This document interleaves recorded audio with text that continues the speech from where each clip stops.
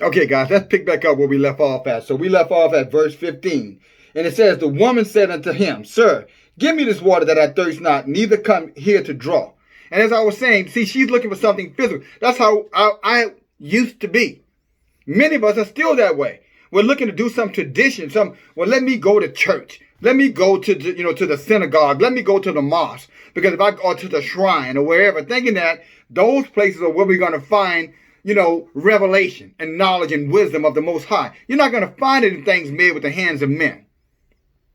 Because that's what she was under the impression that he was talking about. Because why? She lacked wisdom. She had no ability to interpret what he was saying. Again, eyes to see but cannot see. Ears to hear but cannot hear. At least she'd be able to open her eyes and hear with her ears and then come into an understanding. And that it applies to not only to women, but it also applies to men. Without respect of person in regards to information, seeking after wisdom. Heavenly, godly wisdom from above, not earthly or from beneath. As I stated a few minutes in the previous video. You can get all the wicked wisdom you want. You see it around you all the time. Just turn on the television. They can masquerade and put on a charade and create and invent anything now. And they will sell it to you nice in a nice little sweet package and mail it right through Amazon to your front door. With your name on the box. You want it your way? Here's your way. But as Solomon said, that particular way, you have to be very, very careful because your way could be a way that could actually, guess what? Bring harm into you and to your house. Solomon warned us of that. He said there's a way that seems right to a man, but the end of that way is death, destruction, misery, mayhem, confusion.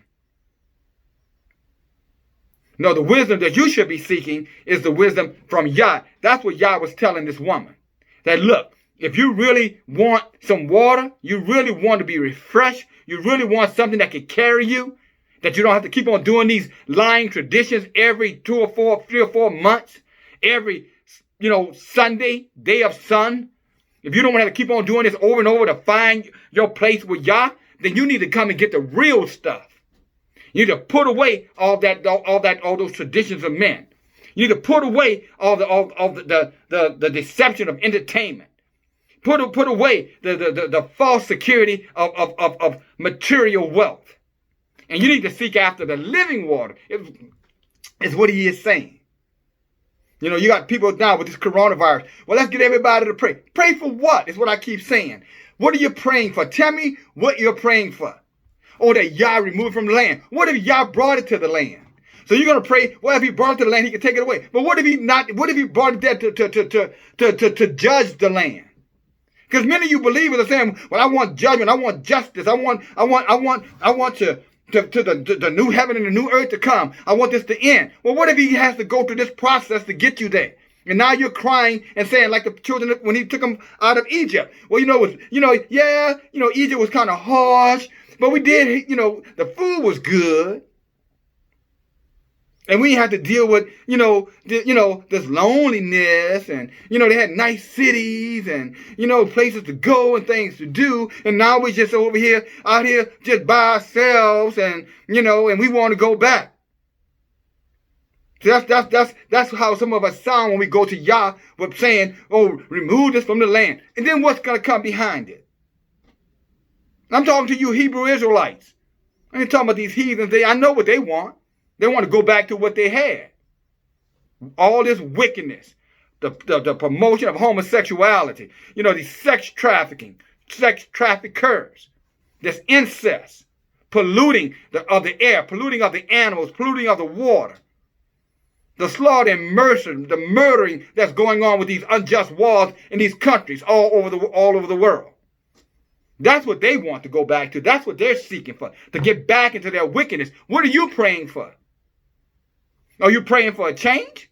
Or are you praying so that things can go right back to the way it was too? I suspect that unconsciously, or maybe consciously, you're seeking after the same thing they were seeking. Just like the children, when he took them through the Red Sea and on their way to the promised land, started looking back and wanted to go back to the old way. And so they started praying for the old way, and they were judged right there in that wilderness. And all the people that were of age, they got penalized. They got charged with death. That's why I said, the statement that I made the other day. A few minutes ago. There's a way that seemeth right to a man, but the end thereof is the way of death. It's the cause of your own premature death. And that's what some of us are doing, right now when we long for the ancient ways, the way that it used to be. Come on, let's open the country back up. Let's get back to normalcy. What normalcy? If you're a believer, why would you want that? Why would you want that? You ought to have a mentality that anything is better than what that was. Come on, let's be honest. I'm not talking to the heathen. I know why the heathen wants to go back. He's getting tired of being quarantined, being tired of being inside. You got to get back out into the streets, to the clubs, to the beaches, to the hotels, to the debauchery. He got to get back. I get it. You got to get back to the drug house, the opioid house, to the crack house, the whiskey house. I know. I get where he got to go, where she has to go. What about you? The gossiper. Oh Lord, let me put some gossip out. Let me scandalize their names. Let me scandalize her name. Let me scandalize his name. Oh, she ain't what everybody thinks she is. Oh, he ain't what everybody thinks. So come on, let me get in there. Let me tear him down. I got to get back to it. Because, in this quarantine, I don't have that access. I can't be a busybody. Maybe this quarantine is time for us to step back and reflect and truly seek Yah. Not to go back to the old way, but to find the right way. That's what Yah is telling her. If you knew who you were talking about or talking to, you would ask for a better way. Not this temporary water where you're going to thirst again. You would want this living water where you never have to thirst again. Otherwise, you'd be saying, Yah, get me to the place where we can move away from this wickedness. Excuse my passion about it. And if I sound like my pitch is high, count that to the Rahuk, okay? As I share with you as he shared with me many times and as he shares with me right now in this moment. Some of us are really learning. Some have already turned off the channel and moved off, and that's okay. It's not for them. I get it, Nick. I don't blame them. I wouldn't stay either if it's not for me. If the mess ain't for me, I'm not going to be there. I'm that way in life. If I don't have no business there, you can trust me, you're going to be looking for me real fast. I'll be gone.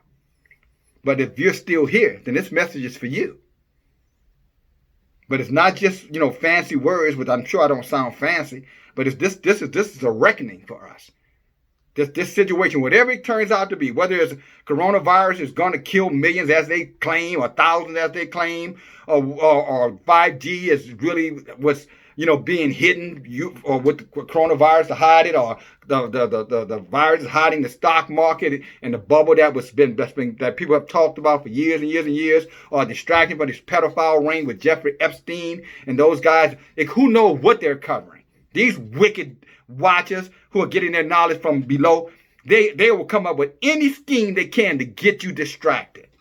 Any scheme. And most of you are fully distracted. You're more concerned whether or not somebody wear a face mask than what's going on with the economy, what's going on with this wickedness, this debauchery, these agendas that's being pushed through Hollywood, through your televisions, I might add. Just totally distracted. I've got to the point, I'm going to give you this for television. I can't stand to watch more than 2 or 3 minutes. I turn it on, and before you know it, I like some of the game shows. Family Feud is one of my favorite game shows that I like to watch because most of the time, it's entertaining and there's no debauchery going on in there. It's just families guessing and thinking of, creative ways. And it can be a little, it's kind of a fun program to look at. And it's not, sometimes they get a little edgy, but most of the time, it's good family quality, show. And then I'm watching it yesterday, and every commercial pops on, and they're using this, stay inside, go inside. You guys social engineering us. Go inside for what? Go tell that to the essential workers to go inside. How about that? The so-called essential workers, can you tell them to go inside then? Since they've got to come out there and be exposed, since you want to tell everybody else. But those who are going to meet your needs to satisfy your greed, your lust, your desires, y'all go outside. Y'all keep on going to work. After all, if you die, we just get somebody else. And I just couldn't even, I had to turn that program off because I didn't need the devils telling me what I need to do. You know what Yeshua was if he wasn't anything else? Listen to this carefully, guys. I'm going to take these glasses off. I'm going to put them back on because I can't see crap.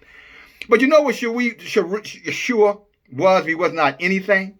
You know what Yeshua was? So-called Jesus. Yeshua. That's his name, not wherever they got that Greek foolishness from. But you know what Yeshua was? He wasn't anything else, guys. He was a non-conformist. You know what that means? He did not follow the broad way. He went his own way. He went the narrow path. See, that's what the Rahuq will teach you. That's what it's teaching me. It's always guided me that way. Sometimes I rebelled, and when I rebelled, I paid a heavy price for it. But it always told me, Dale, go your own way. DFG. Go your own way. Even if that way was not the popular way, even if that way wasn't the traditional way, even if that way wasn't the standard way to go. He told me, don't ignore it. He said, leave all that stuff that you have and follow after me. And I will tell you, never have I let the Rahuq guide me that I was ended up in shame. But every time I went my own way, I ended up in shame. Every single time in shame. Even now, when I go my own way, I end up in shame. I feel dirty when it's all said and done. Because I've given the enemy ammunition to go to belittle me, to take away the light that Yah has put in me. You know, the light that he puts in every believer, said that you're like a city that sits up on a hill. Your light that you put up on a mantle so men can see me in you. Talking about that light. And every time I went my way, my light got dim. Sometimes my light literally went off. I'm sure some of you can testify to the same thing. And I had to repent. I had to turn away. I had to take a position. I don't care what they think. Even to this moment. You think I care about what somebody think about me? No, I don't. I can't control what you're going to think. The same people who are judging you are many times more wicked than you are. You ever given that some consideration? Why worry about somebody judging you? Let them judge. Let them judge. The worst, you know what? The best thing for you is for them to judge you. Because when they judge you, guess what? Rahuq gonna hold them to the same standard. Yah gonna hold them to the same standard. So every time they judge you, they're getting judged even worse by Yah.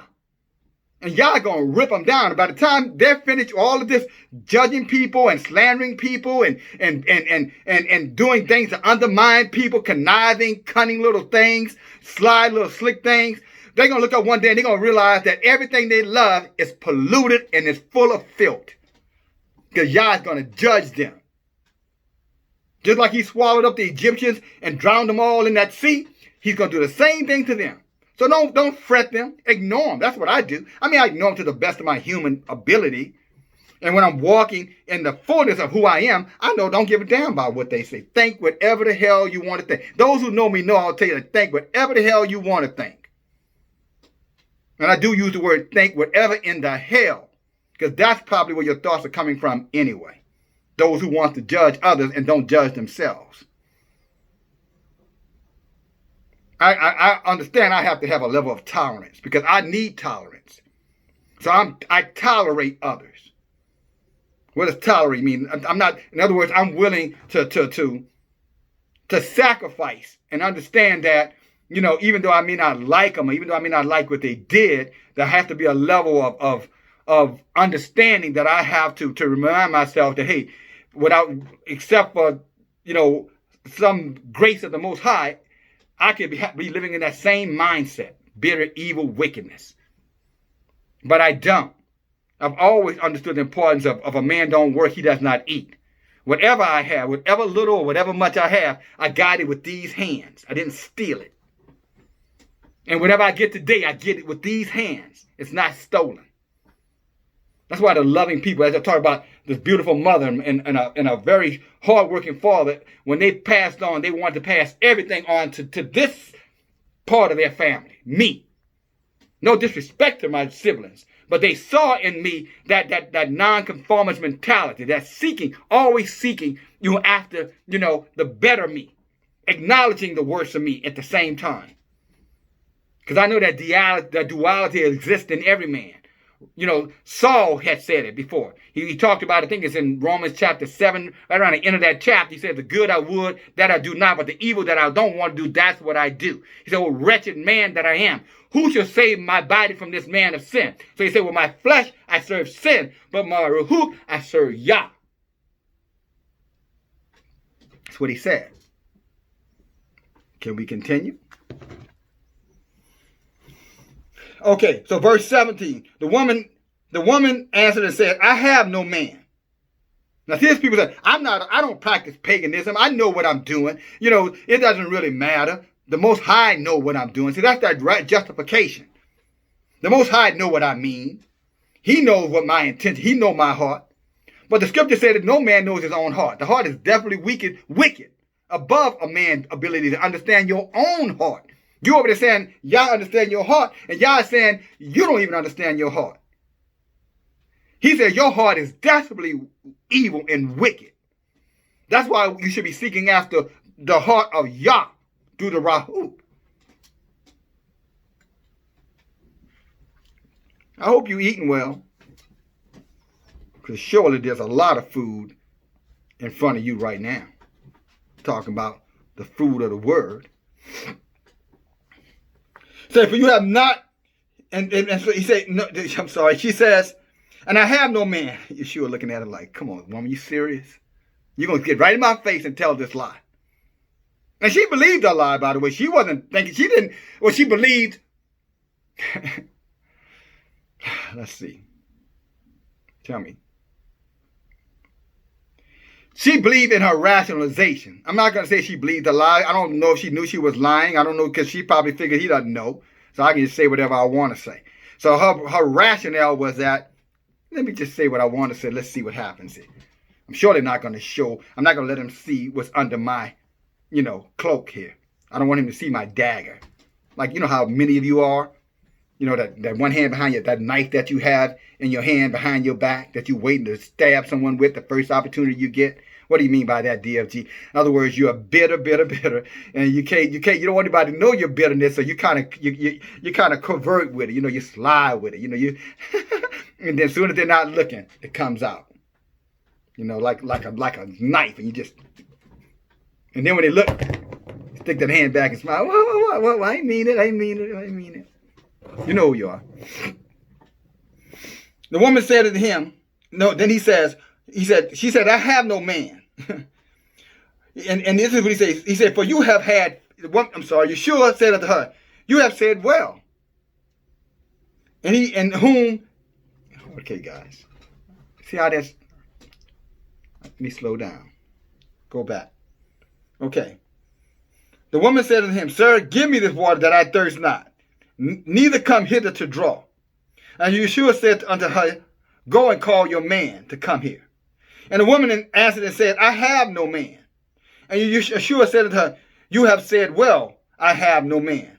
For you have had 5 men, and he whom you now have is not your man, and that you said truly. Ain't that something? She just told him she didn't have no man. He said, excuse me, time out. You got 5. You've had 5 of them. Now, if you're reading your book, you'll read husband. In this book, it doesn't identify husband, because that husband word is not the word that Yahuwah would have used, because in the scripture, what is considered marriage is not going before some judge or some justice with a license that's signed. The minute you have intercourse with a man, unless you're a whore, a prostitute, that man is your man. Let me say it again. The moment you have sex with a man, I'm talking about free, submissive sex encounter with a man, that becomes your man. And men, the same thing applies to you. That becomes your woman. And that's why he said, woman, you had sex with 5 men, and the one you having sex right now, you follow me, is a man. That's what he's telling her, even though she claims she don't have one. Or the one she's about to have sex with. Probably that's a better way to say it. He said you done laid down with 5, and you're about to lay down with another one. But because you haven't laid down with him, you're denying that he's your man. Come on, y'all know what I'm talking about. This guy, in your life, you hadn't had sex with him, so you can conveniently say he's not your man, but yet you're expecting everything that you would expect from a man from this man. Or the same thing with your men with the women. That's not my woman because you haven't had sex with her, but yet you put yourself in a position, to influence her to have that sex, in essence doing what her man would do. And you don't need me to explain the rest of it. If you can't handle what I just said, you're not complicated, you're not intelligent enough to handle what I said, then that's okay. And if you are intelligent enough, then just say amen. Let's keep it going.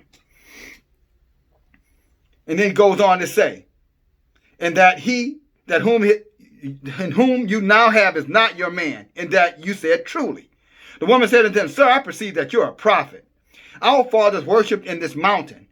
And she got that mountain part right. These cave people, no question about that. Talking about the Samaritan side of her, the non-Hebrew side of her. So our fathers worshipped in this mountain, and you say that Jerusalem is the place where men ought to worship. Yeshua said unto the woman, Believe me, the hour comes when you shall neither worship in this mountain nor in Jerusalem. Worship the Father. You worship what you know not what. We know what we worship, for Yeshua is of Israel. Isn't that something? He said, look, you lie to you people out of your worship. You don't know what you're worshiping. These people are telling you Resurrection Sunday and Harvest Sunday and all this kind of stuff. And, you're looking at these people like, that's all the same thing. He said, look, you don't know what you're talking about. That's what he's telling the woman. You don't know what you're talking about. And he put this in this for us, probably for this moment. Tell you, look, you're over there doing this, practicing this paganistic food. You don't know what you're doing. And you notice they're talking worship here. So don't tell me I'm taking this out of context. This is talking about worship. He told her, let me read it again. I want you to open up your eyes and open up your ears. He says, you worship. You don't know what you worship. He says, you worship, know not what. We know what we worship, for Yeshua is of Jerusalem. Is of Israel. He's saying the heathen one don't know what they're worshiping. Only people of Yahweh know what they're worshiping, because that relationship is only for them. You can be grafted in and become a spiritual Jew, I guess. Who knows what that's going to take? Because many of you guys can't get past carnalness. You can't get past your ethnicity, your gender, your particular program, your man-made traditions, your man-made value system. You got bitterness in your heart. You got too much wickedness in your heart to be able to serve the Father in truth. You can't. We're the most loving, forgiving people we can be when we're in our right state of mind. That's why we can tolerate, folk coming in our communities, opening up business, and we support their businesses. People are policing our communities aggressively, and we don't resist that. We don't throw the police cars when they drive through our neighborhood. We don't throw rocks and bricks at them and Molotov cocktail things at them. We just allow them to come and go as they please. They're moving our neighbors and gentrify our neighborhoods, and we still go out and befriend them. We try to do it in their neighborhoods. There's a big sign, niggas go home. You've seen them before. They come in our neighborhood. When the last time you heard somebody black, so-called Negro, put a sign on somebody's white who moved in next door, say, hunky, go home? It doesn't happen that way. Because we have that forgiving nature inside of us, that God-like forgiveness inside of us, innate.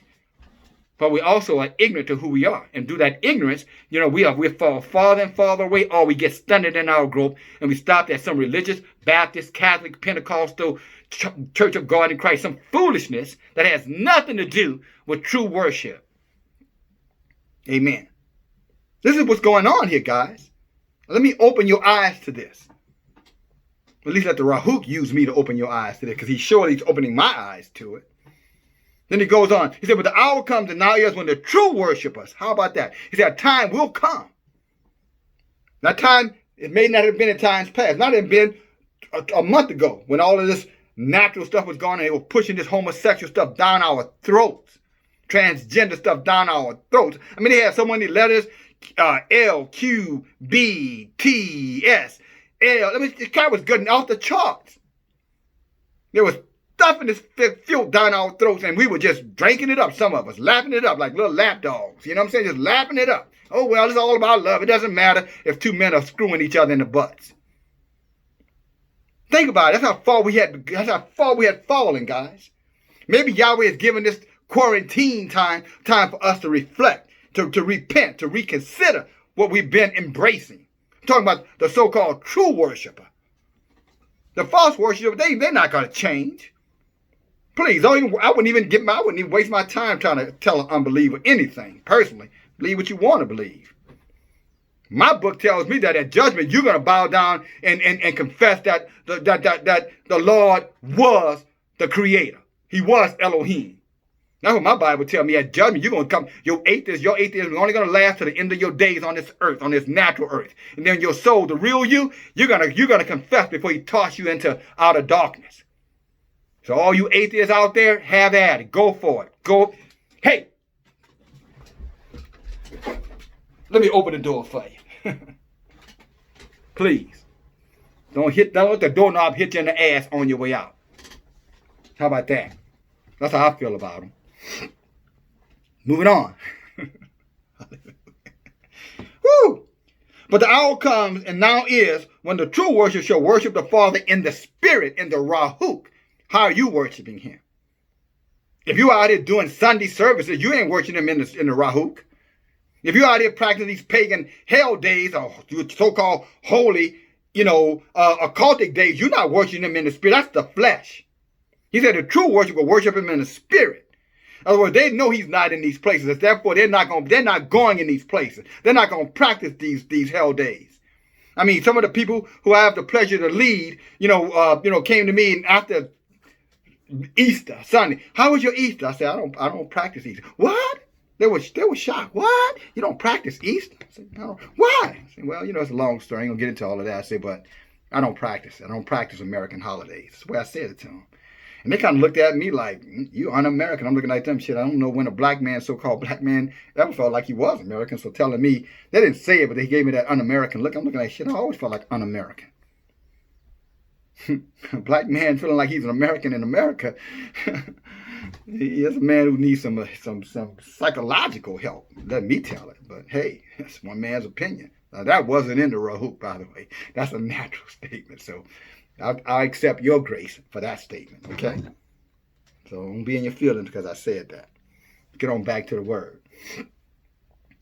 He said they will worship the Father in Rahuk and in truth. For the Father seeks such to worship him. So these people over here praying, but they're praying for what? They're praying and praying for the doctrines of devils. He said that the Creator, Elohim, he's seeking after those who are going to do just what I explained to you a moment ago, who's going to come from among that foolishness, who's going to denounce this wickedness and take a stand regardless of what comes. They're not going to take the mark of the beast, by the way. The scripture is going to force everybody on the earth to take that mark, meaning that the ones who stay on this earth are going to take it. The ones who refuse it are going to be fine. They're going to find a way to put you away. And just like our forefathers had to die for the faith, some of us going to have to die for the faith. Now, how are you going to die for the faith when you can't even stand against somebody's insult?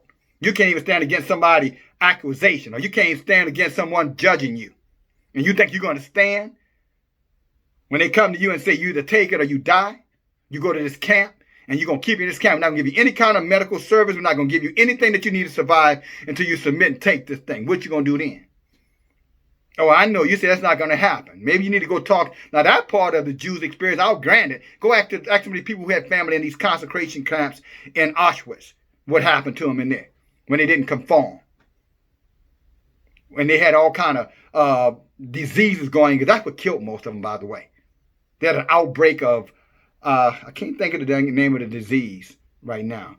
But this was a very deadly disease, and it caused your body it ravaged the inner body, and it caused them people to lose weight and become all skeletal before they died. That's why you saw all those skeleton people sitting in there. These people read that was disease. That wasn't from no starvation, guys. You ain't gonna live to be that skinny starving. Trust me. No. You're gonna die way before that through starvation. Your system will just internalize and just dry up and just choke you out. Suffocate you out. You get that skinny, that's disease-ridden bodies. You ever see somebody dying of AIDS? That's what that looks like. So if you think that they won't put you in these camps and starve you out until you submit, you got another thing coming. The question is, what you gonna do? Because if you take the mark, the scripture said that you can't get into the kingdom. All who be damned who take the mark, quote unquote. Okay, let me get down to let's see if we can get through this, wrap this up. But praise y'all. I ain't had nothing better to do than this today. Yahoo, it said Yahweh is that rock. And they that worship him must worship him in spirit and in truth. And the woman said to him, I know that the Messiah comes, which is called the Messiah. When he is come, he will tell us all things. Yeshua said unto her, I speak unto you. He said, that I speak unto you am he. Or that speak to you am he. See, what's speaking to us right now is the Messiah. See, people waiting for some rapture that ain't never going to come. Do you know that the rapture of the church was put in there by a pope years ago? Years and years ago, they wrote that into the script. There's no such thing as a rapture of the church until that person wrote that in. And then later on, that became doctrine. Did you know that? So many people say, I'm waiting for the rapture, so I ain't going to be here. There ain't no rapture coming. I'm telling you right now, you're going to get raptured, all right. It's called death. When you die, you get raptured. So you waiting on a rapture that ain't coming. You better get your act together right now and get stilled up through the Rahuk. Because that's the only thing going to keep you from submitting to what's to come. And it's almost here, by the way. The time is short. That's what he said earlier. The time is short. The time has come. You're looking for the Messiah. He said the Rahuk is already here. That's the closest you're going to get.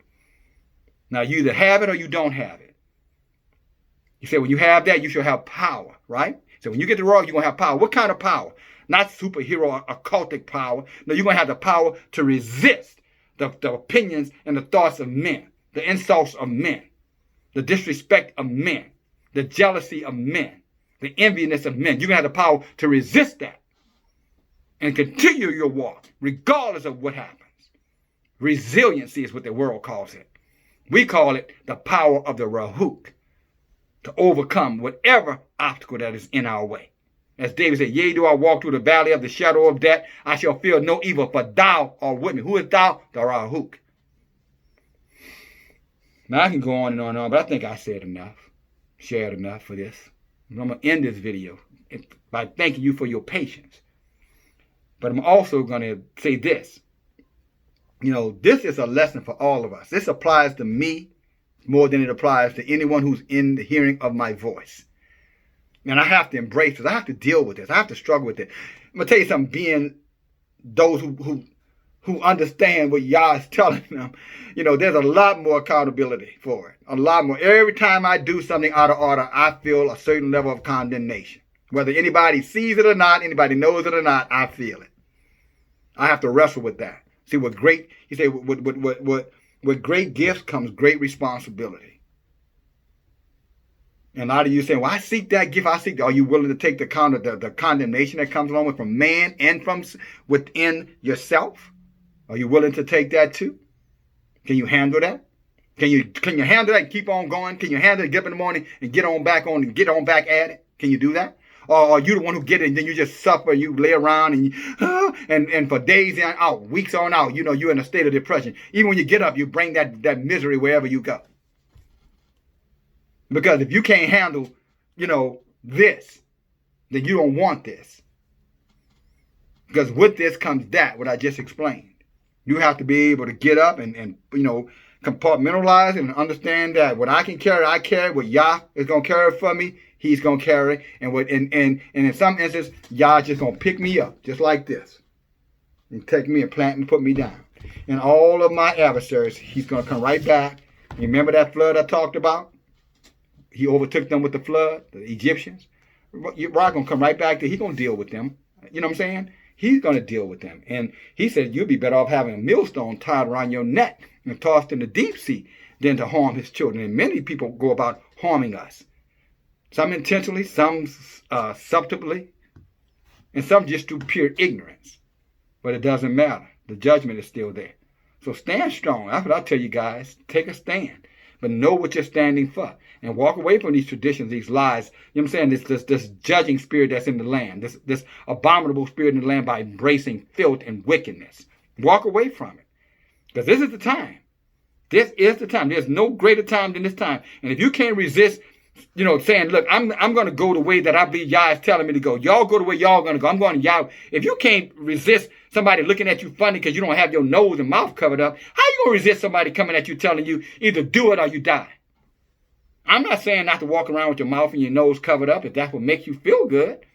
I ain't covering up mine. I'm just not going to do it. I don't feel compelled to do it. You know, I'm clean. I try to stay as clean as I can. And, you know, at the end of the day, if I got to go out here and breathe in this oxygen and breathe in everything else, you know, to go be an essential worker, you're not going to tell me how I got to go. You stay inside, stay inside. Keep your mouth shut. Let me tell it. Why are you judging me? You in the house. I'm the one on the front lines. So why are you judging me? If I die, I get ratchet. All right, guys. Love you. Talk to you later. DFG. Bye now.